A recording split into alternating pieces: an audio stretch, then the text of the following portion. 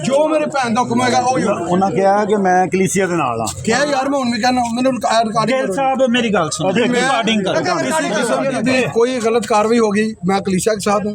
अगर किसी किस्म का कोई गैर कानूनी काम हो मैं कलीसिया के साथ हूँ और मैं गलत काम करने वालों को मैं खुद कंडेम करूँगा और कलीसिया के साथ खड़ा हूँ। ठीक है, ये बात आप रिकॉर्ड कर लें। गिल साहब अगर आपके कमिटमेंट में फ़र्क आया तो यकीन माने पूरे मोहल्ले की तरफ से सबसे पहले आप मुझे फेस करेंगे। गिल साहब बड़ा सीरियस रिएक्शन आएगा और ये कमिटमेंट पूरे होने पहली बात ये भाई कि दूसरी बात ये एफिडेविट पे बात कुछ नहीं करना है।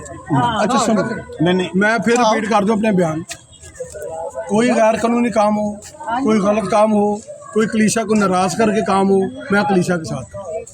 मुझे खुदावंद के जलाल के लिए अपने आप को इस्तेमाल करना है। मुझे इसलिए डर डर कोई नहीं लगता। मैं तो क्या सी यार को होंगे कुछ तो कर लो, वापन होने ही नहीं किसी को तो मारो दो खैर, कोई मसला नहीं। मेरी बात सुने यार, मैंने जो काला कोट पहने है ना, ये कुछ चने बेचने के लिए नहीं ना पहना कि मैं चने बेच। मेरी बात समझिए, गवर्नमेंट ये एक अथॉरिटी है जो वकील को धमकाता है उसके ऊपर 780 लगती है। ये भी मेरा बयान है।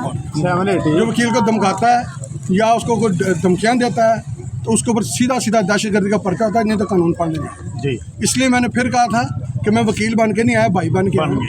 आप बहन भाइयों को नाराज़ नहीं करना। जिस तरह कलीसिया की तसल्ली होगी हम उस तरह चलेंगे। कलीसिया इजाज़त देगी काम होगा, कलीसिया इजाज़त नहीं देगी काम नहीं होगा। ठीक होगा भाई।